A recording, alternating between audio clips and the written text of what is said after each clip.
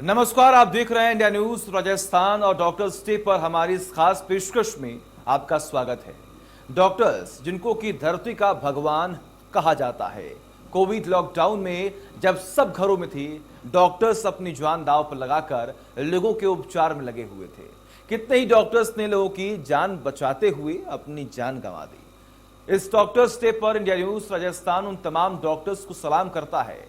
भारत समेत पूरी दुनिया में कोरोना की तीसरी लहर को लेकर खौफ का माहौल है। दुनिया भर में अलग अलग वेरिएंट का कहर थमने का नाम नहीं ले रहा है।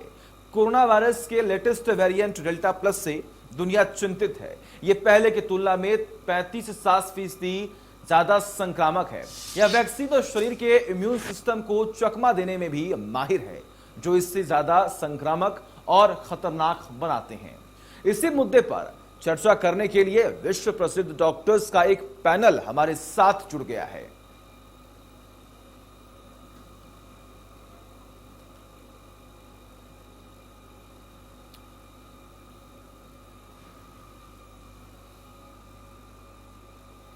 तो आज पूरा देश डॉक्टर्स डे मना रहा है और आज पूरा देश उन डॉक्टरों को याद कर रहा है जिन्होंने जनता की सेवा करते हुए अपनी जान गंवा दी।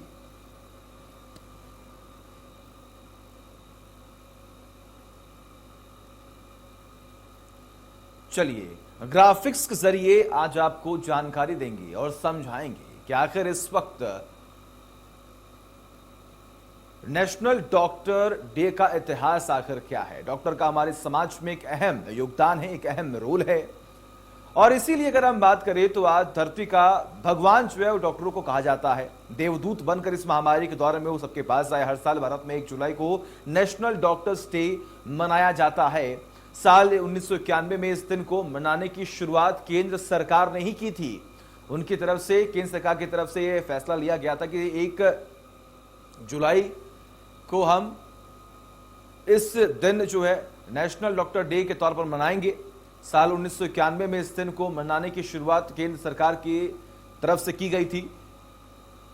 इसी के साथ अगर हम बात करें तो इस दिन पूरा देश डॉक्टर्स को धन्यवाद कहता है, उन्हें याद करता है जो हमें बचाने के चक्कर में उन्होंने अपनी जान गंवा दी। और अगर हम बात करें खास तौर पर इस महामारी के बारे में तो ऐसा पहली बार नहीं है। इस देश ने कई विभीषिकाओं को झेला है और हम इससे ऊपर उठकर भी आगे बढ़े हैं।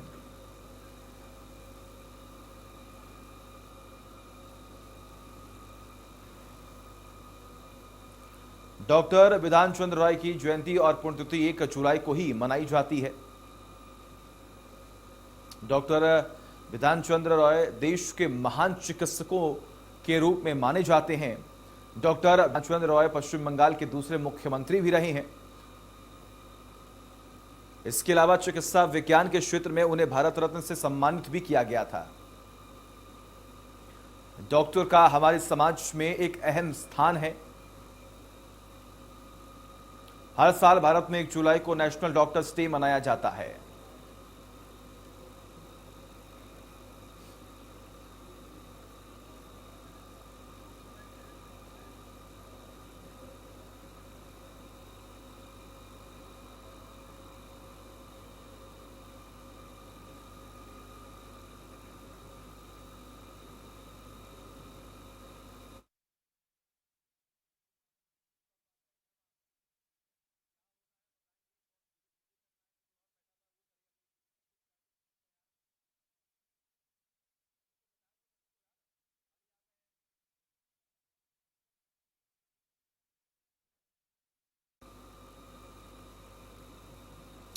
तो आज डॉक्टर्स डे है और हमारे साथ डॉक्टरों का एक विशेष पैनल जुड़ा हुआ है जिनसे हम बात करेंगे, जानने की कोशिश करेंगे आखिर उनका एक्सपीरियंस क्या रहा है। हमारे साथ इस वक्त डॉक्टर वीएम कथोर जो कि पूर्व महानिदेशक हैं आईसीएमआर के, वो जुड़े हुए हैं। आपका बहुत बहुत स्वागत है। पद्मश्री डॉक्टर रमन गंगाखेड़कर जुड़े हुए जो कि पूर्व प्रमुख वैज्ञानिक है आईसीएमआर के, और डॉक्टर दिनेश माथुर जो कि एचओडी जेएनयू अस्पताल जयपुर से हैं, वो भी जुड़े हुए हमारे साथ। इनसे बात करेंगे और उनके अनुभवों के बारे में जानने की कोशिश करेंगे। अच्छा भैया कि ठीक है, मेरे में ठीक होता है। मैं कुछ चीजों पे नहीं मुड़ने देता था, लेकिन आधी तो फिर भी गोल हो जाती थी, क्योंकि वो जिन्होंने पैसा देना है, जिन्होंने इन्वॉल्व करना है, वही गायब हो जाते थे, सारे करने वाले गायब हो जाते थे। सही।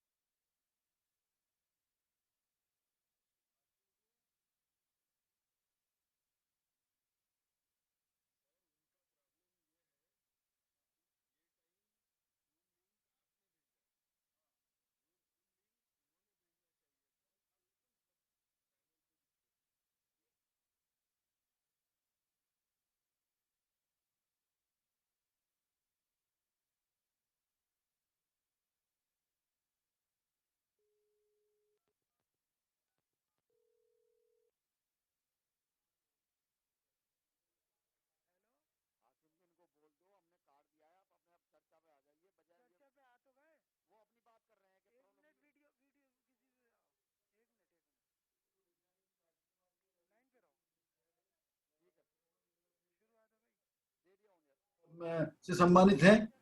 हाँ, कर दी ना मैंने, क्या आपने लिया नहीं क्या? एक तो दोबारा से नमस्कार।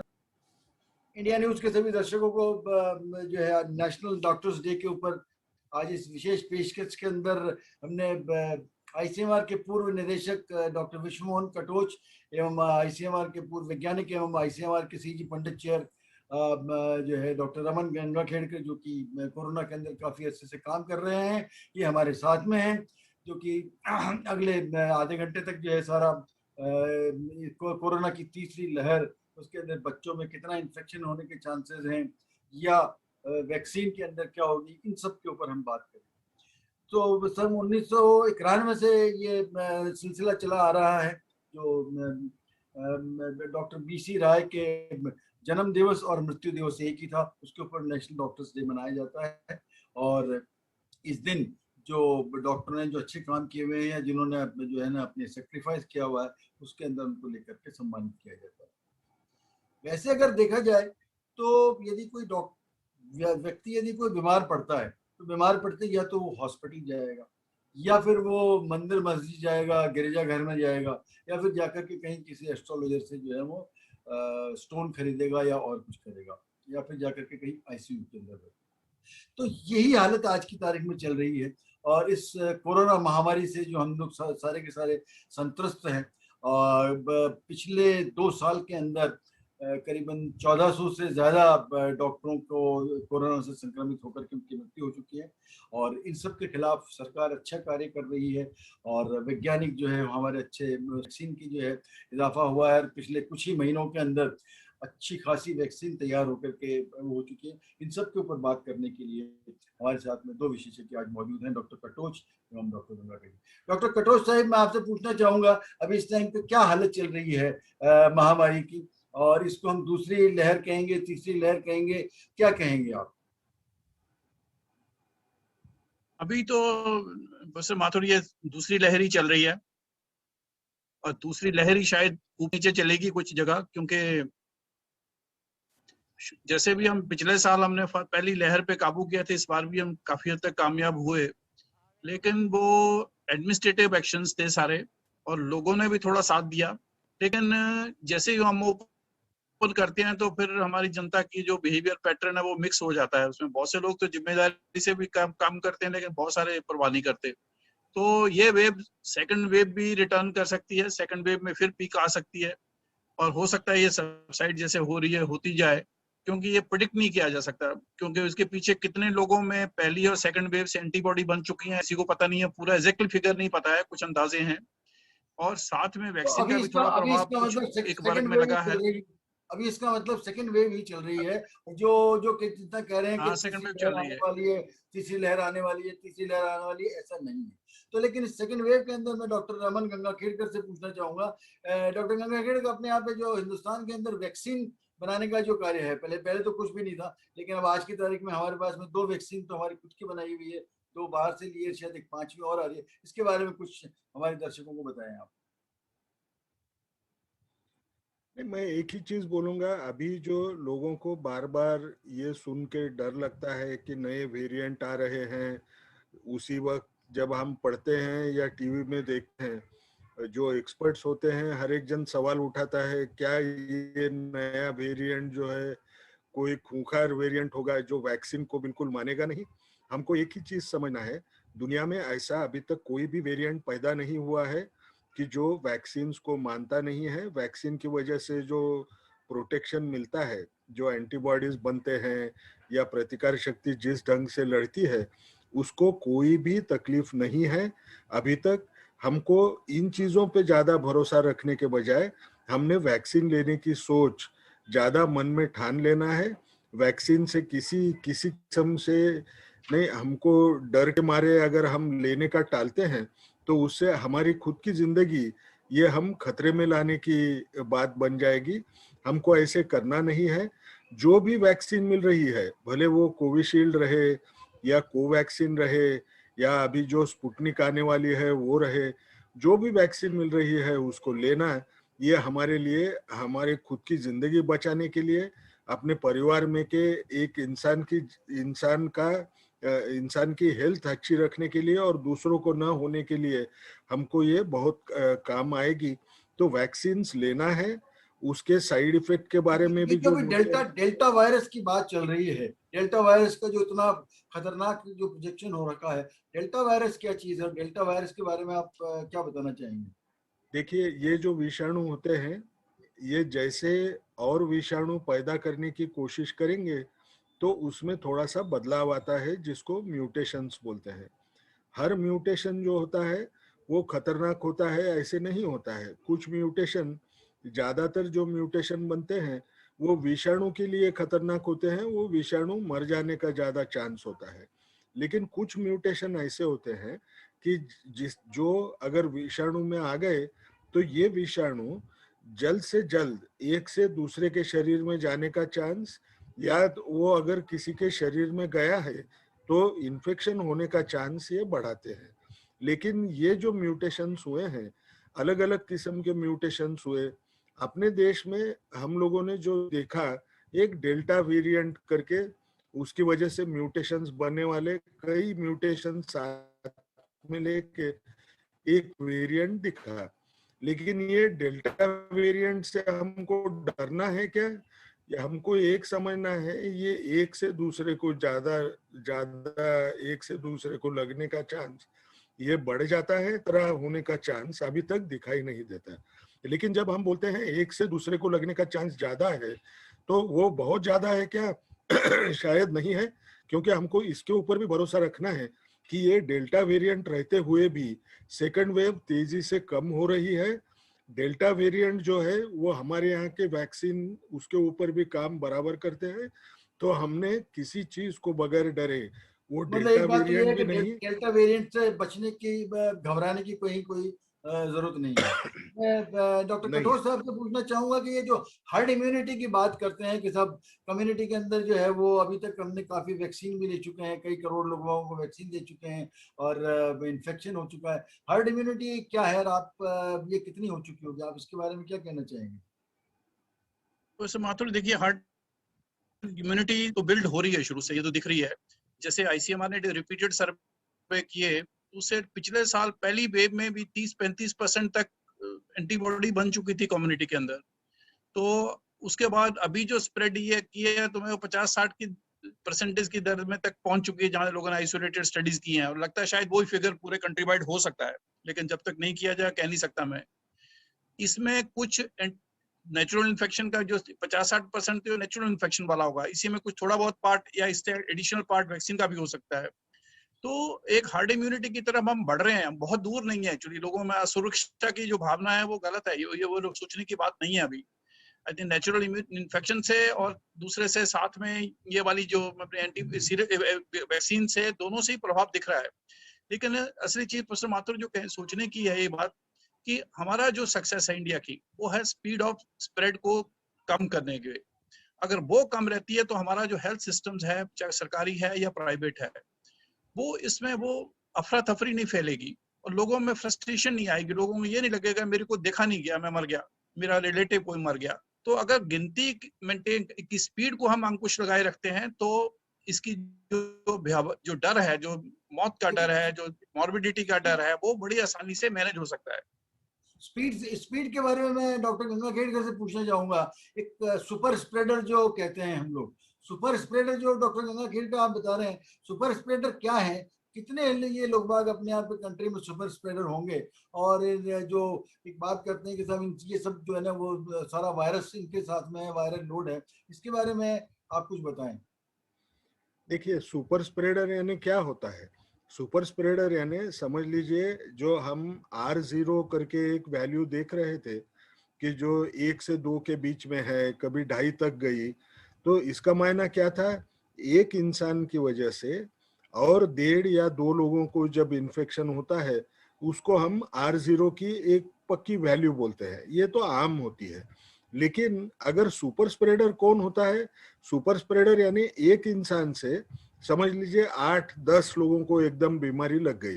तो इसका मायना क्या हुआ कि ये इंसान के बहुत ज्यादा लोगों के साथ या तो संपर्क आया है, उसकी वजह से फैल रहा है, या उसके शरीर में विषाणु की संख्या ज्यादा है। तीसरी बात, उसकी खुद की मोबिलिटी, वो खुद समाज में ज्यादा फिर रहा है, उसकी वजह से उसके संपर्क में बहुत सारे लोग आ रहे हैं। तो ये जो सुपर स्प्रेडर होते हैं, कोई खास खास ऐसे इस तरह के लोग बाग हैं जो कि ज्यादा फैलाते होंगे कि सब कोई दुकानदार हो या कोई सब्जी बेचने वाला हो या कोई ऐसी कोई बात है इसके अंदर, या ये किसी को भी हो सकता है? नहीं, ये बात सही है कि इसमें दुकानदार होगा या तरकारी बेचने वाला आदमी होगा, या बस में जो जब हम घूमते हैं तो उसमें समझ लीजिए बस का कंडक्टर होगा, या रिक्शा तो का मालूम कैसे ड्राइवर पड़ेगा? होगा। तो मालूम कैसे मालूम पड़ेगा? नहीं रहेगा। ये हमको एक समझना है कि हमको देख के पता नहीं चलता है। तो अगर तो देख के हर पता नहीं इंसान चलता ने है तो हमारे को सबको मास्क तो लगा के रखना है ही है। बिल्कुल रखना है, कोविड एप्रोप्रिएट बिहेवियर का पालन करते ही जाना है। वो अगर नहीं किया तो हम ना तो उसको पहचान सकते हैं, खुद को बीमारी लगने का डर बढ़ेगा। दूसरी बात हमको याद रखना है कि सुपर स्प्रेडिंग इवेंट हमने जैसे पहले बताया, वो उस वक्त होते हैं कि जब मेरा ज्यादा लोगों के साथ संपर्क आएगा। कोई शादी होगी, या कहीं मैं स्कूल में गया, बहुत सारे बच्चे हैं वहाँ, या मैं शायद कोई फंक्शन को गया, पॉलिटिकल रैली होगी, उस समय मैं ज्यादा लोगों के संपर्क में आता हूँ, सेफ डिस्टेंस रख नहीं पाता हूँ, तो वो इवेंट्स को भी सुपर स्प्रेडिंग इवेंट बोलते हैं। और जो इंसान होता है जो फैलाता है, उसको सुपर स्प्रेडर बोलते हैं। इस बार का जो लॉकडाउन है और पिछले बार के जो लॉकडाउन है उसमें कुछ फर्क नजर देखने को आया, उसके बारे में आप कोई कमेंट करना चाहेंगे सर? क्योंकि इस बार जो है इतनी ज्यादा सख्ती या नहीं थी या स्टेजेस में था, और कई कई कंट्रीज में तो देखा कि सब कहीं न किसी ने लॉकडाउन किया है या नहीं किया है, उसके बारे में क्या कहना चाहेंगे? नहीं, सख्ती करने के लिए हमको एक चीज समझना चाहिए। पहली बार जब हमने लॉकडाउन लगाया, उस टाइम उसका ऑब्जेक्टिव अलग था कि वो चाइना में से या ऐसे देशों में से जहां ये विषाणु फैल चुका है, वहां से अपने देश में न आ जाए। इसलिए वो सख्ती से, यानी इतने लंबे समय तक रखने की नौबत आ गई। लेकिन हमको फर्स्ट वेव में पता चला कि वो चारों तरफ फैल चुका है। अब सेकंड वेव में जब आप लॉकडाउन लगाने जाएंगे तो पूरा की पूरा देश बंद करना ये तो मुनासिब नहीं था, क्योंकि उससे कुछ फायदा भी नहीं होना था। तो हमको एक ही करना था, कैलिब्रेटेड लॉकडाउन, यानी जितनी छोटी जगह जहां ज्यादा केसेस दिखाई दे रहे हैं, वहां के वहां वो लोगों को उनकी मोबिलिटी कम करना, घर के बाहर आने न देना, उनको आइसोलेट करना, ये एक ढंग होगा। यानी जैसे कोई फ्लैट में 3-4 लोग दिखे, या कोई बिल्डिंग के अंदर बीमारी वाले पेशेंट दिखे, तो वो बिल्डिंग को सील करना, ये ढंग सही था। क्योंकि हमको एक याद रखना है कि सेकेंड वेव का मकसद ये बीमारी जिसको तो रोकना तो था ही था, लेकिन जो उसकी वजह से जो हमारी इकोनॉमी होती है उसके ऊपर भी ज्यादा असर नहीं होना है, ये भी हमको करना था। मतलब काम भी चालू रखना है, लेकिन सावधानी के साथ में काम चालू रखना है। मैं डॉक्टर कटोच साहब से पूछना चाहूंगा कि हमारे देश के अंदर करीबन 12.5 लाख से ज्यादा ये एलोपैथिक डॉक्टर हैं, 7-8 लाख से ज्यादा जो है आयुर्वेदिक, होम्योपैथिक, ये सारे फिजिशियंस हैं। ये सब मिलकर के ये सबके सब जो है ना कोरोना के कार्य में इसमें लगे हुए हैं। तो क्या क्या तो सरकार को एक्शन लेना चाहिए, या क्या है कि वो सब सही चल रहा है, नहीं चल रहा है, या उसके अंदर कहीं कुछ आप सुझाव देना चाहेंगे? ये इसके में माधुर साहब, ये सरकार ने तो जो करना था उन्होंने कर लिया। उन्होंने तो डॉक्टरों को ट्रेनिंग दे दिया, जो यहाँ पे इंफ्रास्ट्रक्चर को इम्प्रूव कर सकते थे वो किया, और शायद उनको आगे भी करना है। जो सप्लाईज हैं, जो दवाइयों की सप्लाईज हैं, ऑक्सीजन की हैं और बाकी एम्यूनिटीज हैं, उनको टाइम से लोगों को डिस्ट्रीब्यूट करके हर जगह उपलब्ध कराना, और चोर बेजारी ना हो। आई थिंक ये जो पैनिक टाइप की रिएक्शंस जिसमें कि गड़बड़ करते हैं बाकी लोग, उसको कंट्रोल करना सरकार का मेन दायित्व है। और सरकार का जो एक चीज और माधुर साहब, जो एक और चीज है वो है कि ये बड़े फंक्शंस नहीं परमिट करना, उसके लिए डेटरेंट पनिशमेंट होनी रखना, वो सरकार का दायित्व है। ये कहें कि हमारी जिम्मेवारी नहीं है, वो गलत बात है, उनकी है। तो अच्छा, अब लेकिन उसके लिए प्रैक्टिकलिटी है कि वो इतनी हर जगह गवर्नमेंट के पास मशीनरी नहीं है, इतने ह्यूज नंबर ऑफ पुलिसमैन नहीं है हमारे पास। तो उसके लिए जो रोपिन है, जो स्ट्रेटेजिकली जो आपके लीडर्स हैं, चाहे वो पंचायती राज के हों या एमएलए एमपीज हों, इनकी और दूसरे इलेक्टेड लोग हों, इनके ऊपर जिम्मेवारी डालना, इनको इनको इनको दैट मींस कि वो they are part, they take care of that area actually, क्योंकि इनके कहने से वैसे ही फर्क पड़ जाएगा बहुत ज्यादा। और साथ में फिर पुलिस जितनी लिमिटेड चाहिए उसको डिप्लॉय कर लीजिए, लेकिन या वॉलंटियर फोर्स बना लीजिए उस पीरियड के लिए। तो वो मैकेनिज्म्स रखनी है इनको, ताकि कि भीड़ इकट्ठी नहीं हो। और ये जो 20 लाख डॉक्टर्स की बात कर रहे हैं, ये अपना काम कर रहे हैं अभी भी, और कल भी कर पाएंगे। बस बेसिक चीज उनको यही है कि जैसे जो जानकारी जिस चीज की बढ़ रही है, जैसे इंप्रूवमेंट हो रही है, वो उनको शेयर की जाए। जैसे राजस्थान ने तो बड़े, मैं यहाँ का जो देखा बड़े सिस्टमेटिकली किया है, सीएमसी बेल्लोर ने। तो मैं एसएमएस के उदाहरण देख रहा हूँ, यहाँ कई दिन से मैं फॉलो कर रहा हूँ, भंडारी साहब की कई मीटिंग मैंने अटेंड करी है। तो इन्होंने जैसे बोर्ड क्रिएट कर दिए, वो सारी multi speciality, they deal with one thing at A time, ठीक है।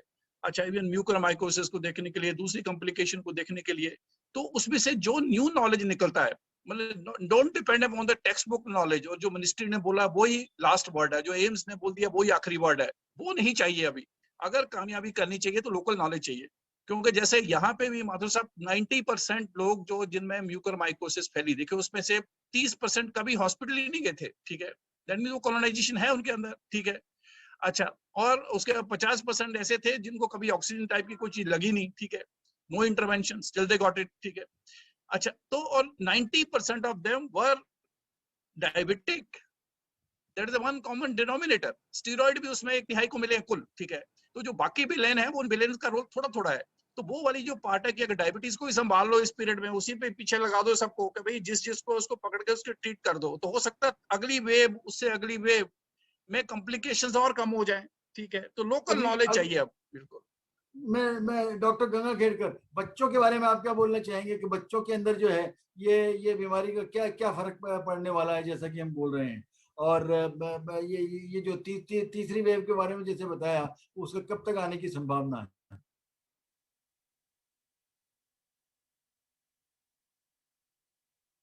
डॉक्टर गंगा खेड़कर का कनेक्शन हमारे से टूट गया। मैं डॉक्टर कटोर साहब से पूछना चाहूंगा, तीसरी वेव के बारे में आपने बतला दिया है, लेकिन बच्चों के बारे अभी नहीं, देखिए बच्चों के बारे में जो कंसर्न है वो वाजिब है एक्चुअली, क्योंकि लगता है कि जैसे आपकी इम्यूनिटी एल्डर्स में बढ़ गई, तो बच्चे may be the next predisposed group actually, और उनमें इस वाली सेकंड वेव में बच्चों में प्रॉब्लम आई भी है। लेकिन कितनी उतनी भयंकरता से आएगी कह नहीं सकते, लेकिन ये कि उसको इग्नोर करना सही नहीं है। चलिए, ये जो लगातार डिस्कशन है ये आगे भी जारी रहेगा, लेकिन वक्त एक छोटे से ब्रेक का।